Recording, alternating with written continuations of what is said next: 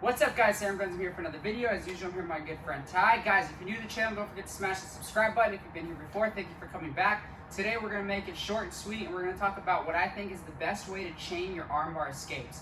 Yes, you heard that right. You can chain escapes just like you chain sweeps, attacks, submissions, etc. So let's look at this right now. So the first thing we're going to discuss is the idea of dictating the pace and the movement. So for example, assuming that he got our arm and we were gripped up, I always want to know in my head if I think the guy's going to break my grip. Because if he's going to probably break my grip, or if I'm just going to succumb and allow him to open my grip, it has to be on my terms, not his. I can't be here forcefully fighting and he's pulling, keep pulling, like pull, and then he breaks it and then it's on his terms.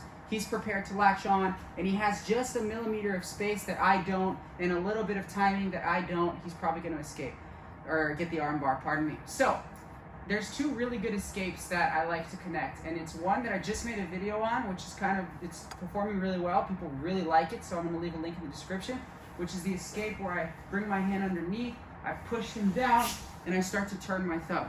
But I like to work this escape in conjunction with another one, and I like to chain the two together and use them in unison. So the first thing that I used to do when I was first attempting to escape arm bars in my early days was the hitchhiker, right? I knew that he might break it, right? I could feel him pulling, so I would count in my head 3, 2, 1, and I would come this way and hitchhiker. So let's understand how we do the hitchhiker. The first thing with the hitchhiker that I like to do, and I'm going to go over this quickly, if you want a much more detailed approach, just say it in the comments, is as I feel he's going to break my grip, I'm going to push him back at an angle. Okay, so I'm going to shove my hand back as I hip heist as hard as possible. So shove the hand simultaneously as I hip heist. Then as I hip heist, okay, I'm going to start to use my shoulder and my neck to allow me to roll over so that I'm pretty much in a turtle position, or belly down, right, like this. So I'm on my shoulder, not my neck. Okay, so I hip heist, my thumb is at an angle pointing down towards the floor on Ty's left side, and I'm going to bring this leg over. Okay, but if Ty keeps his knees pinched tight, okay, and I feel like I'm at a loss and he's starting to pull my arm back, I'm once again going to shove him back and I'm going to change direction completely. So I'm going to do this. Okay, now what did I do with my hand movement? My thumb was facing down this way. But as I went this way, keep your knees really tight. I feel like he's keeping his knees really tight. He's limiting my ability to to do the hitchhiker, and I feel like he could still get my arm.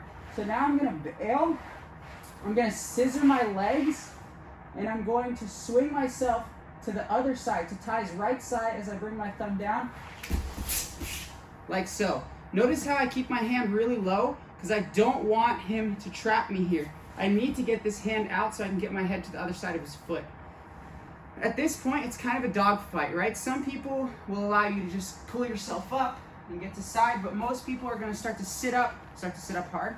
And I'm going to sit up, and we're kind of going to be in this guard retention position, just being realistic. So again, we're just combining two really good armbar escapes.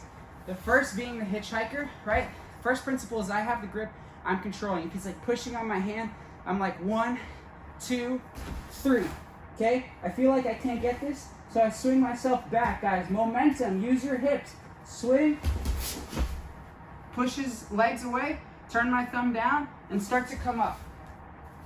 Okay, so again, this isn't a very methodical and detailed breakdown. I'm trying to make this a quick, digestible video for you guys to understand, more important than the actual technical application, the conceptual application, meaning you're using two escapes in unison and you're able to escape that armbar much more effectively by doing so. I wouldn't say I love escaping arm bars, but I feel very confident in my ability to escape them. So guys, thanks to my friend Ty, thanks to you guys for watching. And please don't forget to subscribe, hit that little notification bell, comment if you like it. All that stuff just helps me grow with YouTube, as I've been trying to do for the last year. Os guys.